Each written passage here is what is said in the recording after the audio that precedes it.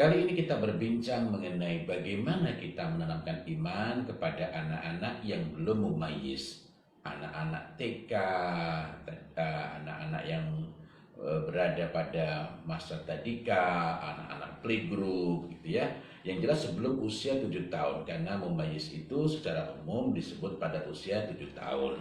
Ini dibedakan dengan kalau kita menanamkan iman pada anak-anak yang sudah mumayyiz.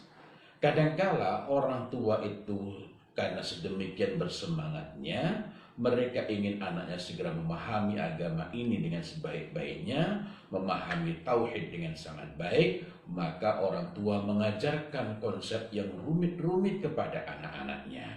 Menerangkan mengenai zat Allah, Allah itu berada di mana, sedemikian rupa sehingga anak semakin pusing dan bukan hanya itu, kadangkala ketika orang tua berusaha menjelaskan, dia justru terjatuh pada pemaparan yang salah menurut akidah ini. Ada kalanya orang tua menerangkan Allah Subhanahu wa taala itu maha kuasa, dia memiliki kekuasaan yang tidak tertandingi oleh apapun, atau yang lain-lain konsep-konsep yang pelik bagi anak-anak balita. Karena yang diterangkan oleh para orang tua itu adalah zat Allah yang dijelaskan oleh gurunya di playgroup, di TK, di tadika itu adalah zat Allah. Maka konsekuensinya pertanyaan anak juga mengenai zat Allah. Dalam keadaan itulah akhirnya orang tua bingung, orang tua pusing bagaimana harus memberikan jawaban kepada anak. Termasuk tadi tatkala sekarang Allah berada di mana. Jadi anak itu menanyakan mengenai zat Allah, menggali lebih jauh mengenai zat Allah karena memang yang diberikan oleh orang tua seperti itu.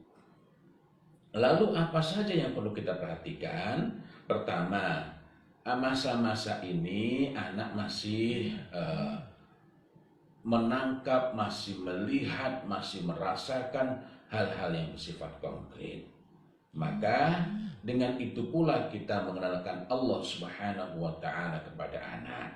Saat ada rezeki, saat memberikan makanan kesukaannya, saat-saat bergembira dan lain-lain, kita sampaikan kepada Allah, kita sampaikan kepada anak, alhamdulillah nak, ini ada rezeki dari Allah nak.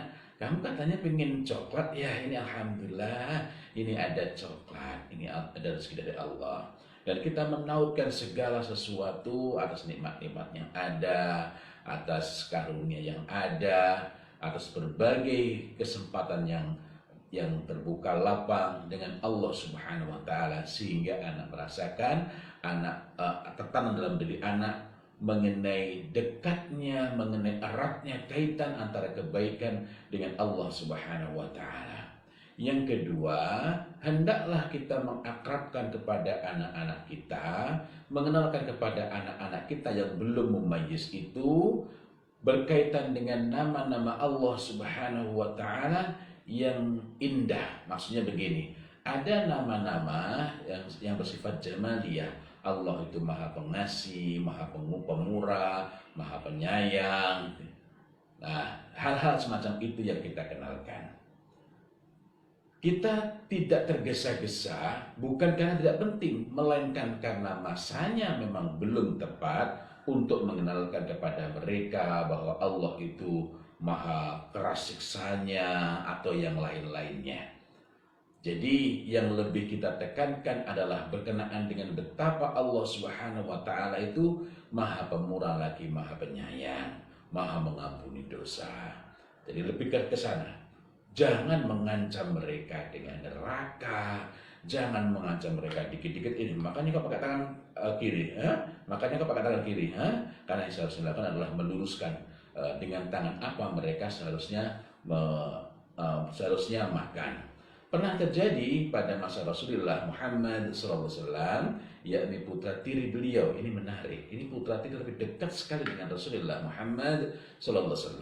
Makan tangannya diputar-putar, artinya ada kesalahan di sana. Ini anak yang masih sangat kecil, makan tangannya diputar-putar, dan itu artinya merupakan manner, merupakan adab yang tidak baik, tidak tepat. Tapi karena ini anak yang masih sangat kecil, maka Rasulullah Muhammad SAW memanfaatkan momentum tersebut, memanfaatkan kejadian tersebut dengan langsung memberikan arahan mengenai apa yang seharusnya dilakukan. Beliau mengatakan kepada anak ini, "Ya gulam, wahai anakku." Panggilan gulam ini merupakan panggilan sayang kepada anak-anak yang masih kecil itu. Sambillah baca basmalah. Makanlah dengan tangan kananmu dan makanlah yang terdekat, ambillah yang terdekat. Jadi dari kesalahan itu ada 3 hal yang langsung disampaikan secara keseluruhan berkaitan dengan tauhid, menautkan diri dengan Allah Subhanahu wa taala dalam segala urusan. Kemudian yang kedua menunjukkan apa yang seharusnya dilakukan, yakni menggunakan tangan kanan. Dan kemudian yang ketiga ini berkenaan dengan apalagi terutama kalau makan bersama, ini berkenaan dengan adab yang lebih luas, makanlah yang terdekat. Makanlah yang terdekat itu maknanya adalah apabila dalam satu nampan misalnya, dalam satu loyang misalnya, isinya sama semua, ambillah yang terdekat.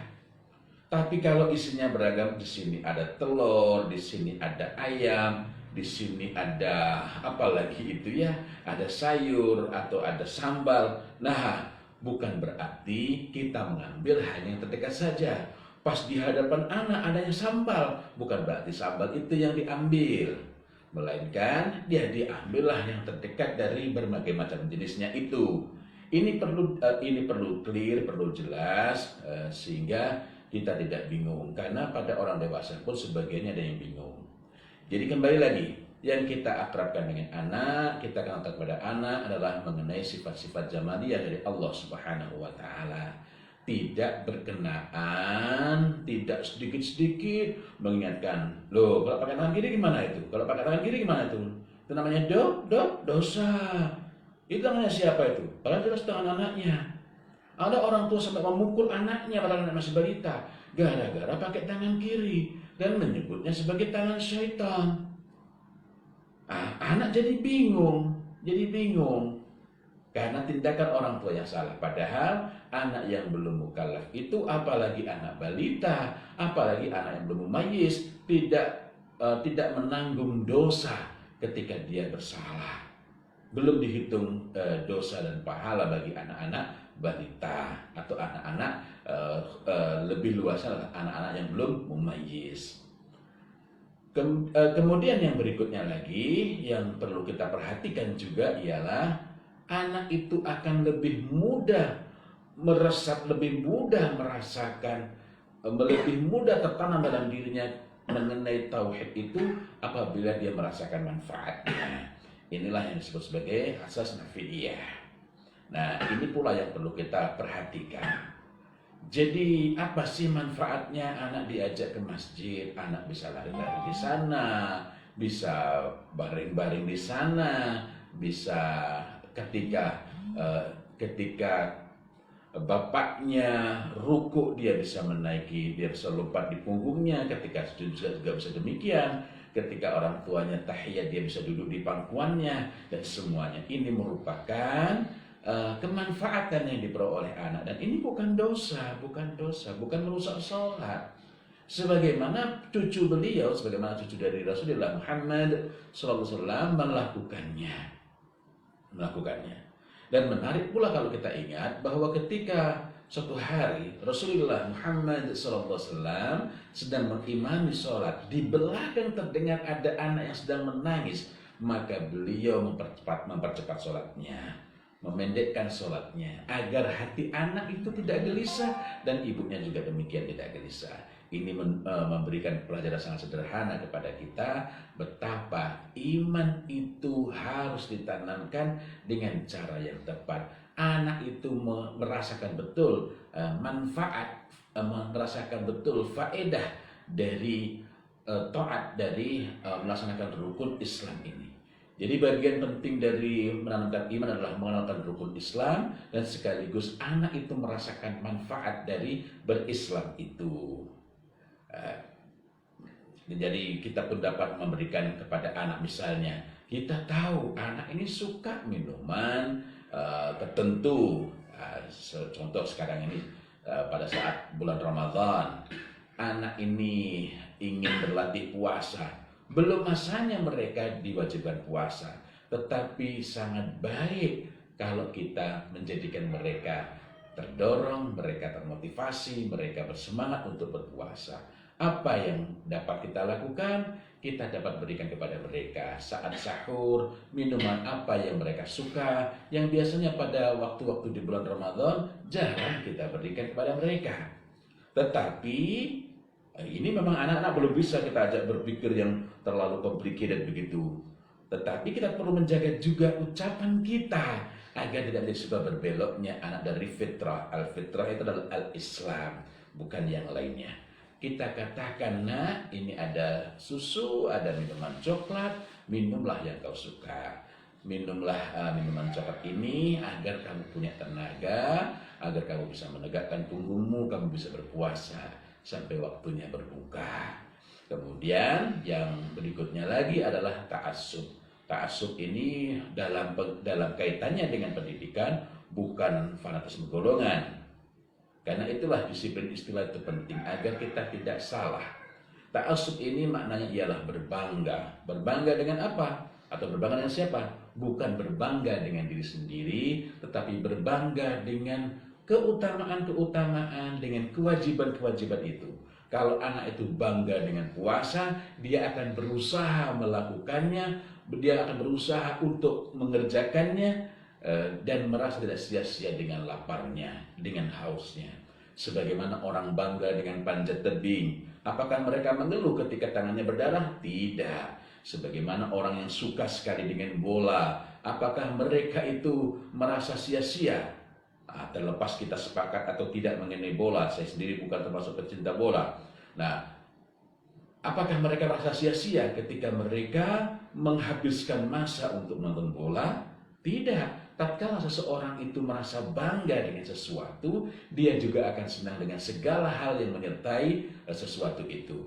Orang yang suka bola senang kalau berjumpa dengan sesama penggemar bola, padahal sebelumnya tak saling mengenal. Maka kalau anak ini kita tanamkan ta'assub, bangga kepada amalan-amalan itu, bangga kepada sholat, bangga kepada puasa, dia pun akan senang kalau berjumpa dengan orang yang juga berpuasa, dia pun akan senang kalau berjumpa dengan orang yang sholat, dia pun akan senang kalau berjumpa dengan segala hal yang berkaitan dengan puasa, sholat, dan lain-lainnya. Dia senang dengan sahurnya, dia senang dengan hal-hal lain yang menyertainya. Dia senang dengan sholat, dia senang kepada segala hal yang berkaitan dengan sholat dan kepada orang-orang yang sholat. Mudah-mudahan penjelasan ringkas ini bermanfaat dan mudah-mudahan ini dapat menjadi pelajaran buat kita agar kita tidak salah langkah, tidak overdosis. Anak masih belum mumayyiz, belum usia 7 tahun, tapi diajak berpikir yang rumit-rumit. Sesungguhnya Allah Subhanahu wa Ta'ala itu zatnya tak sanggup kita lihat, atau kita berbicara tentang surga. Kita bicara tentang surga sedemikian abstraknya, susah dibayangkan. Jadi surga itu indah sekali, tak dapat dibayangkan. Padahal Allah Subhanahu wa Ta'ala sendiri berikan gambaran dalam Al-Quranul Karim mengenai surga sebelum menyampaikan bahwa surga itu tak pernah terlintas dalam diri kita itu. Allah Subhanahu wa Ta'ala gambarkan surga itu pelayan-pelayan yang masih muda, susu yang mengalir di bawahnya, dan lain-lain yang sifatnya sangat konkret, sangat mudah dibayangkan. Nah, jadi hadirkanlah hal-hal semacam ini, sifatnya konkret, sifatnya sederhana, mudah dicerna, dan jangan diajak anak untuk berpelit-pelit terlebih dahulu karena memang belum masanya, dan cegahlah diri dari memberikan ancaman-ancaman dengan menggunakan agama ini kepada anak-anak yang masih belum mumayyiz. Ingat, anak-anak belum mumayyiz, belum terkena dosa ketika mereka puasa atau tidak berpuasa karena memang belum diwajibkan kepada mereka. Jadi kenalkan, kokohkan, tegakkan, kuatkan sifat-sifat jamaliyah Allah, kokohkan kemanfaatan dari beragama ini, kokohkan kecintaan mereka kepada agama ini dan syariat-syariatnya. Mudah-mudahan dengan demikian, begitu mereka usia 7 tahun, mereka sudah siap dan penuh semangat, senang dengan sholat, sehingga ketika itulah berlaku perintah bagi kita untuk memerintahkan kepada mereka kepada sholat. Insya Allah besok kita lanjutkan bincang kita mengenai apa yang dapat kita lakukan kepada anak-anak setelah mereka mumayyiz.